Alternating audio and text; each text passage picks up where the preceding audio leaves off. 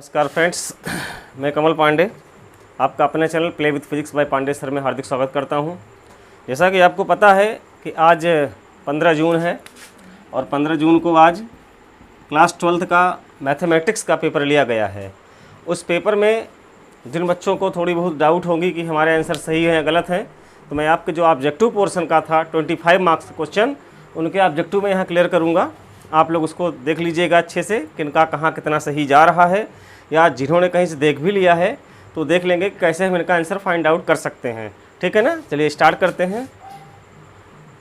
तो चलिए स्टार्ट करते हैं। पहला क्वेश्चन है चूज द करेक्ट में, है ना।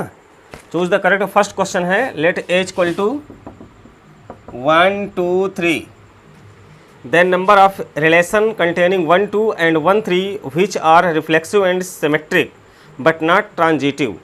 इसमें आपसे पूछ रहा है टोटल कितने नंबर ऑफ रिलेशन ये कंटेन करता है ना। इसका राइट आंसर होगा ऑप्शन ए 1। ठीक है, जिनको डाउट होगा तो मैं ये भी बता दूँ कैसे हो रहा है ये।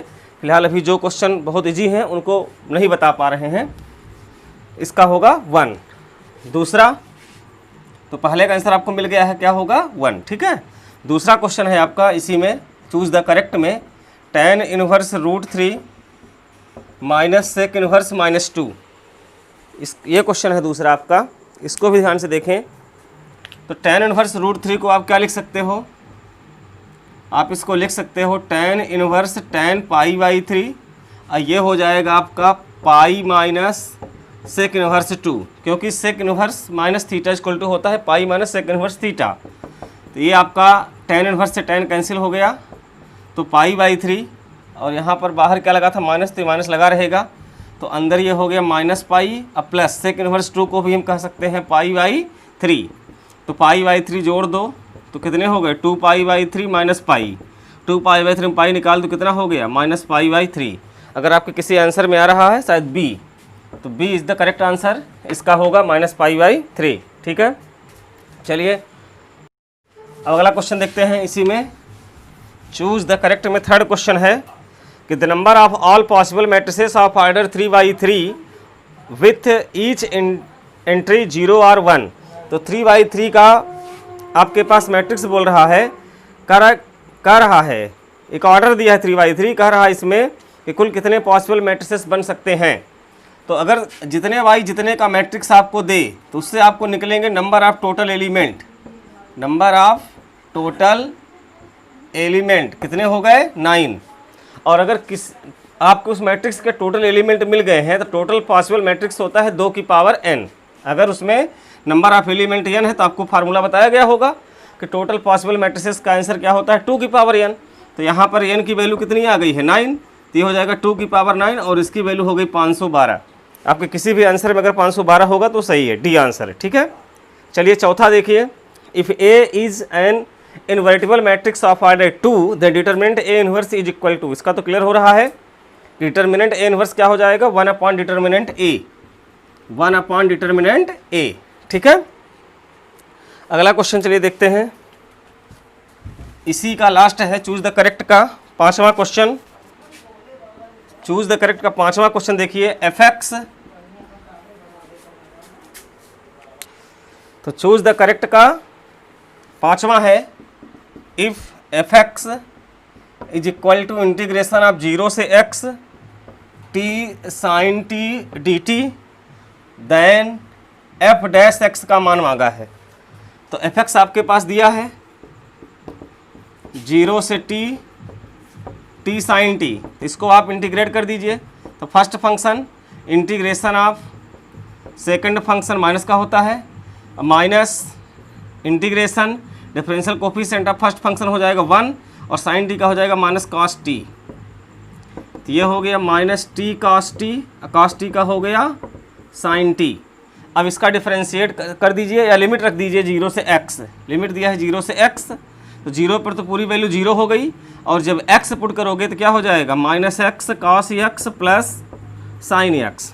अब आपसे उन्होंने एफ डैश एक्स मांग रखा है, तो इसको आप डिफरेंशिएट करोगे तो first function integration of second function, तो कास का माइनस साइन तो क्या हो गया प्लस, फिर यहाँ पर क्या हो जाएगा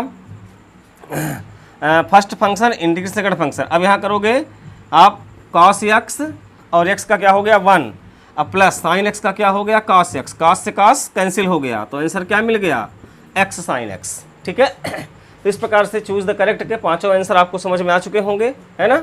नेक्स्ट हम लोग देख रहे हैं, नेक्स्ट आपका है फिल इन द ब्लैंक्स। जो क्वेश्चन आपको दुविधाजनक होंगे उनको मैं सॉल्व करके दे रहा हूँ, बाकी जो कॉन्सेप्ट बेसिस हैं वो तो आपको समझ में आ ही रहे होंगे। फर्स्ट क्वेश्चन है every differentiable function is continuous. आपको पता ही है कि जो भी डिफरेंशिएबल फंक्शन माने जाएंगे पहले उनकी कंटिन्यूटी चेक होती है। ठीक है, तो उसका सांतत्य हो गया हिंदी में, या उसमें देखो तो सेकंड है प्रथम चतुर्थांश में वृत्त दिया है x square plus y square, x square plus y square equal to 4, तो रेखाओं x बराबर 0 और y बराबर 2 से घिरे क्षेत्र का क्षेत्रफल ज्ञात कीजिए। x बराबर 0 y बराबर 2 से घिरे क्षेत्र का क्षेत्रफल अगर आपको निकालना है तो यहाँ पर आप किसी भी एक फंक्शन के रिस्पेक्ट इसको डिफरेंशिएट कर लो और उसी के रिस्पेक्ट लिमिट निकाल लो। तो मान लीजिए आपने इसको निकाल लिया वाई स्क्वायर इक्वल टू, तो ये हो जाएगा 4 माइनस एक्स स्क्वायर, तो y equal to root of 2 minus x square. अब इसे आप इंटीग्रेट करेंगे और 1/4 से डिवाइड करेंगे जैसा आपको बताया गया होगा इंटीग्रेशन वाले चैप्टर में ये है। ठीक है, तो इसका आंसर आपका कितना निकल के आता है पाई। आप सॉल्व करके चेक कर लीजिएगा। ठीक, ये दूसरा था। तीसरा क्या है आपका कि 4 कोटि वाले किसी अवकल समीकरण के व्यापक हल में उपस्थित शेष अचरों की संख्या, है ना, the number of arbitrary constant in the general solution of differential equation of fourth order. जितने ऑर्डर का दिया होगा उसमें उतने ही कांस्टेंट माने जाएंगे। तो तीसरे का आंसर क्या हो जाएगा बच्चों 4। दूसरे में कितना लिख दिया आपने पाई, पहले में आपने क्या लिख दिया था कॉन्टिन्यूटी। ठीक है, अब चौथे में आ जाइए, मूल बिंदु से समतल आर एन इक्वल डी की दूरी, तो दूरी आपकी यही हो गई, डी दूरी हो गई। ठीक है, और लास्ट क्वेश्चन जो आपका है कि the common region determined by all the constant including the non negative constant x greater than equal 0 y greater than equal 0 of linear programming problem is called feasible region. इसका answer क्या हो जाएगा last वाले का feasible region. हो सकता है मुझसे कुछ गलतियां हो रही हों, लेकिन आपको जो मुझे सही लग रहा है मैं वो बता रहा हूँ। ठीक है, आप इनको देखें। थर्ड है आपका ट्रू फॉल्स बताना है थर्ड में।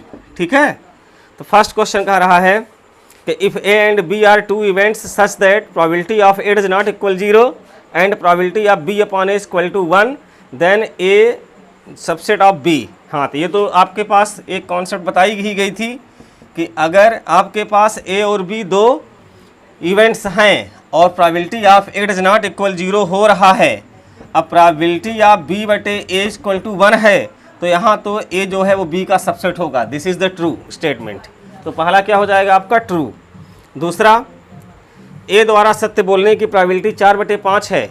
एक सिक्का उछाला जाता है तथा ए बताता है कि चित्र प्रदर्शित हुआ, तो वास्तविक रूप में चित्र प्रकट होने की प्रायिकता 4/5 है।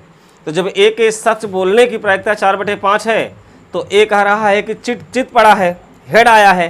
समझ रहे हैं बात को? तो हेड आने की प्रोबेबिलिटी भी कितनी हो जाएगी 4/5 हो जाएगी अकॉर्डिंग टू ए। तो ये भी क्या हो जाएगा ट्रू। थर्ड क्या है क्वेश्चन आपका, सुसंगत क्षेत्र के बाह्य भाग के किसी भी बिंदु को संगत हल कहते हैं। Any point outside the feasible region is the feasible solution. कह रहा है कि जो फिजिबल रीजन बनता है, आप जैसे कि ग्राफ खींचते होंगे तमाम तरह किस प्रकार से, तो जो ये फिजिबल रीजन बनता है, तो फिजिबल रीजन के बाहर के जो पॉइंट होते हैं वो फिजिबल सॉल्यूशन कहलाते हैं। ये रॉन्ग आंसर है ना। क्यों? क्योंकि फिजिबल रीजन के बाहर के जो सॉल्यूशन होते हैं उनको इनफिजिबल सॉल्यूशन बोला जाता है, तथा फिजिबल रीजन के अंदर के जो सॉल्यूशन होते हैं उनको फिजिबल सॉल्यूशन बोला जाता है। बात समझ में आ रही है? जो बाहर की बात करें उसका सॉल्यूशन क्या हो जाएगा इनफिजिबल। इन्होंने क्या बोला है फिजिबल, तो ये स्टेटमेंट गलत हो गया। आगे बोल रहे हैं कि इफ़ एल एम एन और the direction cosine of line then l square plus m square plus n square equal to 0। कभी नहीं, आपको बताया गया होगा कि अगर एलिमेंट DCS होती है किसी लाइन की तो l square plus m square plus n square equal to कितना होता है 1। तो आपका जो ये स्टेटमेंट थर्ड और फोर्थ है दोनों ही कैसे हैं रॉन्ग हैं। अब अगला देखो, त्रिभुज के तीनों भुजाओं को क्रम में लेने पर उनका सदिश योग 0 होता है। तो अगर आपके पास एक वेक्टर है और कह रहा है कि इनकी जो साइड्स हैं उनको ऑर्डर में जोड़ो, तो vector AB plus vector BC और प्लस वेक्टर CA, तो क्या होता है आंसर इसका वेक्टर 0। तो ये स्टेटमेंट कैसा हो जाएगा ट्रू हो जाएगा। तो ट्रू फॉल्स में फर्स्ट और second true, third fourth false and fifth also true. ठीक है। नेक्स्ट आपके पास है match the column. Match the column मैंने जितनी बार भी पेपर देख रहा हूँ 4 सालों में, तो उनमें इंटीग्रेशन के फार्मूले देता है ना।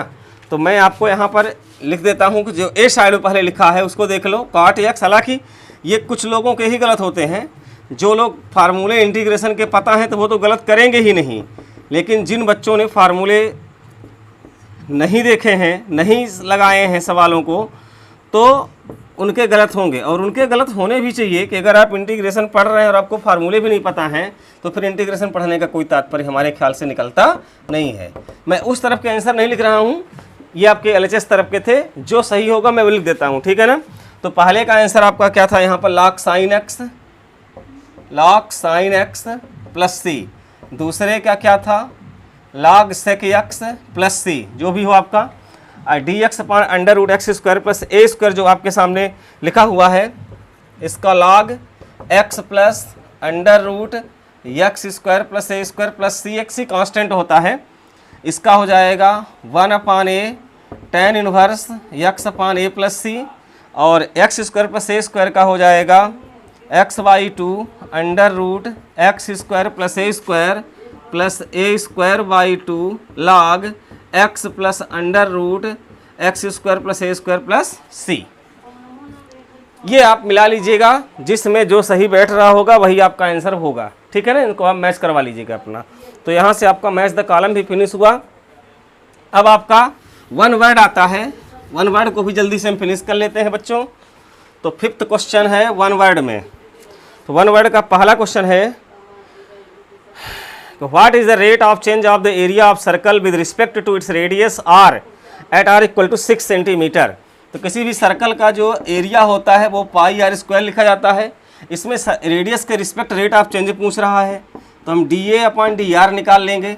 तो इसका हो जाएगा d a upon d r pi r square, this becomes 2 pi r. लेकिन इन्होंने बोला है आर इक्वल टू 6 पर, तो आर का मान यहाँ 6 पुट कर दोगे तो D a upon d are कितना हो जाएगा, 6 रखोगे तो 6 दूनी 12 पाई, ये आपका आंसर हो जाएगा, ठीक है। तो वन वर्ड में आप इसको इस प्रकार से आंसर लिख सकते हैं। दूसरा इसका जो है उसको देखो कि x square equal to 4y का बिंदु 1-2 से होकर जाने वाले अभिलंब का समीकरण लिखिए। Write the equation of the normal to the curve x square equal to 4y which passes through the point 1, 2। चलिए देख लेते हैं इसको भी। तो आपके पास जो कर्व दिया है वो क्या दिया है, x square equal to 4y। ये आपके पास एक गिवन कर्व है, इसको आप नाम दे दीजिए इक्वेशन नंबर फर्स्ट। अब इसको आप डिफरेंशिएट कर दीजिए, तो 2x equal to 4 dy upon d x. तो यहाँ से dy अपॉन डी एक्स का मान हो गया x अपॉन 2, चूँकि 4 इधर आएगा 2 से कट जाएगा, ठीक है ना। यहाँ से इसकी वैल्यू इतनी आ गई। अब at point x1/1 dy upon d x क्या बन जाएगा, x1/1 पॉइंट पर ये बन जाएगा x1/2, ठीक है। एंड यही पॉइंट लाई करेगा कर्व को, तो हो जाएगा x1 स्क्वायर इक्वल टू 4/1। तो ये बन गया इक्वेशन, हो गया। इक्वेशन देने का आवश्यकता नहीं यहाँ पर, चूँकि मैं आपको आंसर दिखाऊंगा सॉल्व करके, ठीक है ना। नाउ इक्वेशन क्या मांगा था, of normal. Equation of normal का फार्मूला हो जाएगा y minus y1 equal to -1 upon d y upon d x, x1/1 और x माइनस x1। यहाँ पर पॉइंट आपके पास y का मान दिया है कितना, पॉइंट जो दिया है प्रश्न में 1, 2 दिया है, ठीक। तो जहाँ y है वहाँ लिख दो 2 और minus y1 -1 upon d y upon d x1 की वैल्यू यहाँ से कितनी आएगी, अगर x1 का मान यहाँ पर आप कितना रख दें,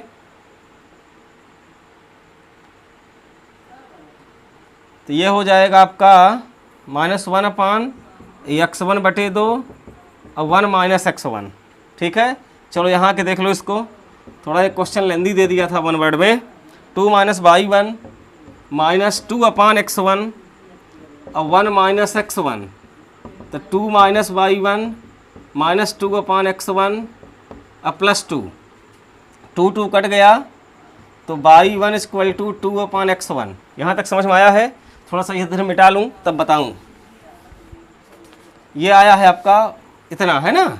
लेकिन आपने यहाँ पर ये भी निकाला था, ये देखिए कि x1 इक्वल टू 4y1, तो y1 की वैल्यू यहाँ से जाकर यहाँ रख दीजिए, तो ये हो जाएगा x1 स्क्वायर बटे 4 और वहाँ 2 बटे x1, तो ये हो जाएगा x1 क्यूब बराबर 8। तो x1 की वैल्यू कितनी आ गई 2, और x1 की वैल्यू जब यहाँ रख दोगे तो y1 की वैल्यू कितनी हो जाएगी 1, और जब x1 y1 की वैल्यू मिल गई है तो फिर कहाँ ला करके रख दो स्लोप में। तो देयरफॉर इसका इक्वेशन क्या हो जाएगा स्लोप का कि y minus y1 minus 1 upon dy upon dx x minus x1। तो y माइनस y1 की वैल्यू 1 माइनस 1 अपान dy अपान dx1 की वैल्यू कितनी आई थी, ज़रा बताइए मेरे को। यहाँ पर x1 का मान रखोगे 2, तो ये हो जाएगा आपका 2 बटे 2, ठीक है। और ये x माइनस x1 की वैल्यू कितनी आई है 2, तो 2 2 कट गया, तो y minus 1 is equal to minus x और माइनस माइनस प्लस 2, तो x इधर आया तो x प्लस वाई, एक उधर गया तो 3, तो आपका राइट आंसर हो जाएगा x plus y equal to 3। Question थोड़ा सा बड़ा था बच्चों, है ना, लेकिन जिन बच्चों ने इसकी प्रैक्टिस अच्छे से की होगी सॉल्व करने की, वो सरलता से कर सकते हैं, ठीक। तो ये रहा आपका सही आंसर इसका वन वर्ड में x plus y equal to 3। अब इसका हम थर्ड देखेंगे वन वर्ड का। तो वन वर्ड का थर्ड नंबर क्या है ज़रा देखो, वक्र y बराबर 2x स्क्वायर धन 3 साइन x। इसमें मांगा है इन्होंने equation of normal at point 1 2। नहीं क्वेश्चन थर्ड गलत हो गया। थर्ड क्वेश्चन ये दिया है कि f(x) equal to 3x square plus 15x plus 5। तो f3.02 का सन्निकट वैल्यू मांगा है। इसके जो करीब का मान है उसको इन्होंने मांग रखा है यहाँ पर, ठीक है ना। तो कैसे निकालते हैं करीब के मान, ये आपको मैंने बताया था, ज़रा देख लो यहाँ पर।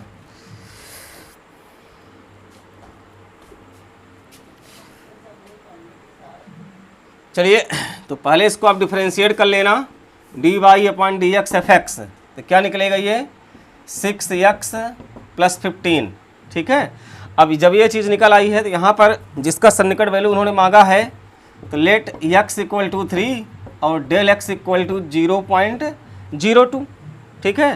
तो therefore f of x plus del x is equal to, ये हो जाएगा 3x square plus 15x plus 5, बात समझ में आ रही है।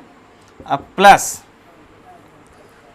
डेल x में आ जाएगा 6x प्लस 5 इंटू 0.02, ये हुआ आपका f(x), ये हुआ f'(x), ये हुआ डेल x। अब यहाँ से आप x का मान कितना पुट कर दो 3, और यहाँ डेल x का मान आपने रख ही दिया, कोई बात नहीं, या चाहो तो यहाँ डेल x रख सकते थे आप, ये इस प्रकार से, ठीक है। तो यहाँ 3 रखो, तो 3 3 9 3 27, यहाँ 15 3 45, यहाँ 5 धन, ये हो गया 6 गुणे 3 और धन 5 और 0.02 का मल्टीप्लाई वहाँ हो जाएगा। तो ये 45 50 20 70 7 77, ये 36 18 और 18 5 23 और गुणे 0.02 और 0 इसका मल्टीप्लाई करोगे तो 77 धन 0.46, इसका मल्टीप्लिकेशन आ गया, तो ये हो गया 77.46। तो ये उसका आंसर हो जाएगा। कौन सा नंबर था ये, थर्ड नंबर था, ठीक है। चलिए अब फोर्थ नंबर देखेंगे हम। जो इसका फोर्थ नंबर है वो क्या कह रहा है question, right the slope of normal of the curve y equal to, marker यार, y equal to 2x square plus 3 sine x at x equal to 0। इसका सिंपल सा फार्मूला आपको बताया गया था कि slope of normal equal to -1 upon dy upon dx at x equal a, या x की वैल्यू जो भी वो दे करके आपके सामने भेजे उसे आप रख सकते हैं, ठीक है। तो यहाँ पर यह हो जाएगा -1 अपान dy dx, क्या हुआ 2 दूनी 4x अधन 3 cos x, यहाँ पर रख दो एट x इक्वल 0, x का मान 0 यहाँ पुट करो, 0 हो गया, यहाँ पुट करोगे तो कितना बचेगा 3, इसका आंसर हो गया -1/3। तो 4 का आंसर ध्यान देना क्या हुआ, -1/3। चलो 5 देखो, 5 में इन्होंने कहा रखा है the total revenue in rupees received from the sale of x unit of product is given by RX। RX equal to 3x square plus 36x plus 5।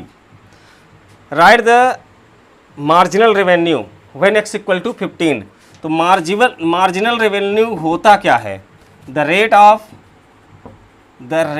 Of change of total revenue in given sold unit, ये होता है marginal revenue.